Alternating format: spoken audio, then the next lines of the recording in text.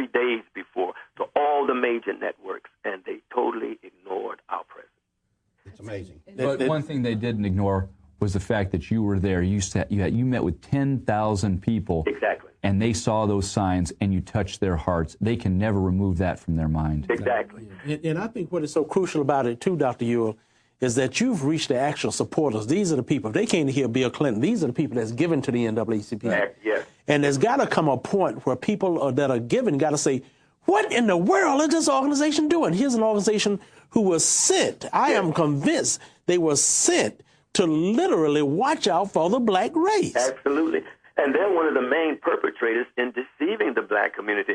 One of the things that happened with us while we were out there, they had 2 big city buses come and park right in front. They started lining their buses up in front of us. And someone said, what is this? They said, we had orders to park our bus. So these are the types of things that we dealt with, but nevertheless, we had a very strong group of folks, and after they saw we weren't going to reposition our folks, they had the buses moved. But those were the type of things that happened. And to me, I tell you, I'm sitting up here, I'm almost turning red, brother. Because here you go, we talk about Rosa Parks. Exactly. And we talk about that seated on the bus. That was an incident that just put the civil rights movement, put it in the forefront. And here they're going to use buses. Yes. To shut up you, to silence you. City buses come in, and this was our 3rd year there, so we must be having a good effect. 2 things they did. They blacked out all the windows in Cobo Hall on the side where we were. They had these black coverings, curtains up there. Then they sent the buses. But it was kind of like after the matter of the fact, because people saw us going into the hall. But I said, this is just their frantic effort in trying to, as much as possible, try to take as much effect of this demonstration. Dr. Ewell, I think you and I both know it's getting time for a change of leadership in the black community. Absolutely. That's our problem. Don't press that button. I'm very passionate about that. Our leaders have been horrible from every perspective. Now, I work with Tom Monahan, the former owner of Domino Pizza, on not only right to life things, but also on the sexual orientation thing. And our brothers just totally ignored when this gentleman's just put thousands of dollars here in this county and helping us with things like this. But our leaders are just the opposite. And they're going to have to reckon with the great God of heaven. I'm appalled at the NAACP, the black church, for except a few fellas like Dr. Hunter, have done a horrible job in educating them. But listen, that's all going to change. Yes. Oh, absolutely. It is changing. Especially with Alveda. Yes. Because here you have part of the King legacy now. Yes. Taking a stand. Absolutely. And how? Just tell me some of the things that Alveda said while she was there. Just a couple quotes from her. With that megaphone up on full, I am the niece of Dr. Martin Luther King, Jr. My name is Alveda King, and my uncle would not approve of the black genocide going on in our community. That's powerful. And she said that over and over again. Matter of fact, people were stopping their cars, rolling down the window, because, they're in their finery, and they were taking pictures of Alveda standing on the corner. Some even got out of their cars and came over and stood with her because she was Dr. King's niece. Dr. Ewell, I'd like to know, why do you think that these people that you talk to, the NAACP and some of their leaders, why do they brush you off and ignore you when you present them with the truth of genocide in the black community? I would think that they would be very interested in that and want to end that or attempt to end it.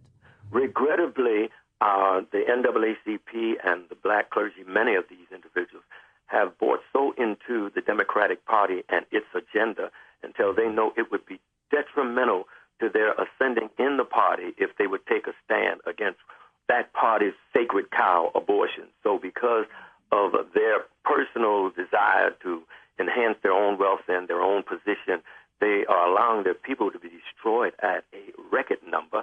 And I think that this is horrible, and it's most certainly a disgrace to these individuals who are supposed to be the protectors of their people.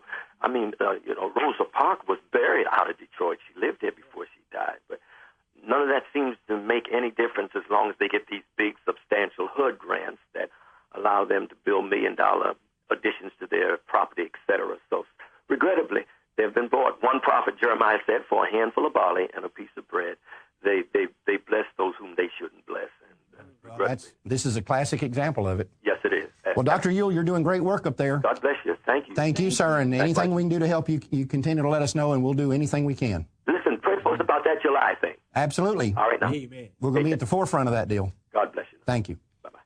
We'll be right back after Pro-Life 101.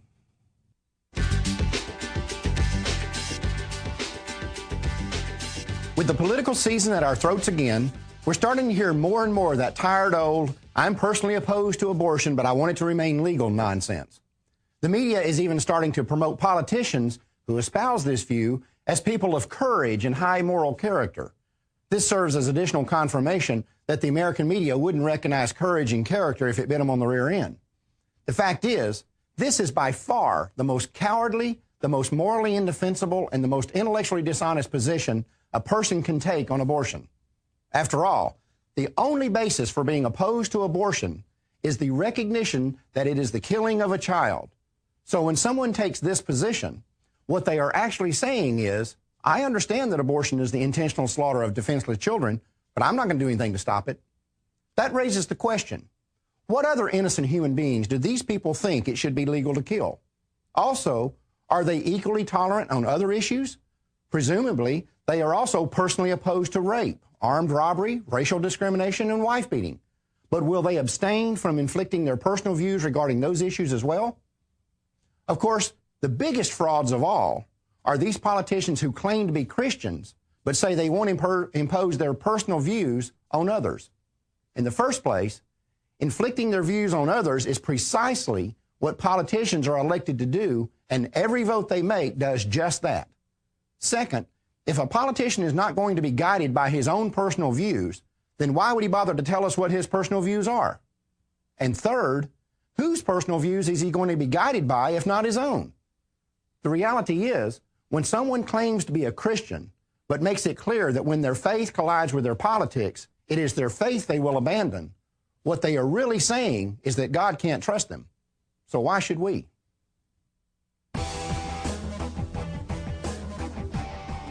Welcome back. Well, I'll tell you guys, as probably all of y'all seen, the child predator thing has just recently exploded all over the country. Again. It kind of goes in these waves, but we're starting to see some real momentum build up in this thing. It's gaining steam. Yeah. There's no doubt. A lot of people are picking up on the tragedy of what's going on, and Planned Parenthood, of course, is on the forefront of that. The scandal of what's going on and the criminal activity that's going on. Just to bring you up to date on a couple of things, in Connecticut, last week it was revealed, a 14-year-old girl impregnated by a 22-year-old man, almost matching our initial scenario perfectly, was taken for 3 abortions in 6 months to the same Planned Parenthood facility, no report made. I'm telling you something. Had they reported the first one, the second 2 would not have occurred. But that would cut out of their profit. They would have lost the profit on those last 2 abortions. And I'll tell you what I believe.